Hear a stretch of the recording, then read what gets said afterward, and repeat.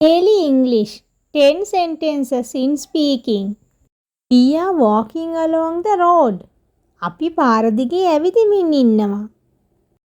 I gave up drinking last week. මම ගිය සතියේදී බොන එක නතර කරා.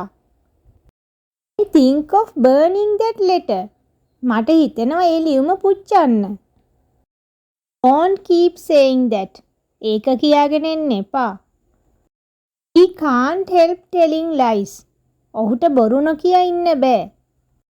You are foolish. ඔයා මෝඩයි. Don't say so.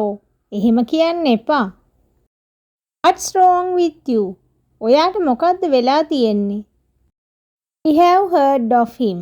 මම ඔහු ගැන අහලා තියෙනවා.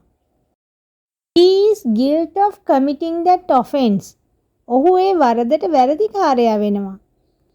Surround yourself with beautiful and positive people who love you and believe in you. That will be helpful to success your life. I invite you to subscribe my channel and stay with us. Then you can get many videos like this. Have a nice day.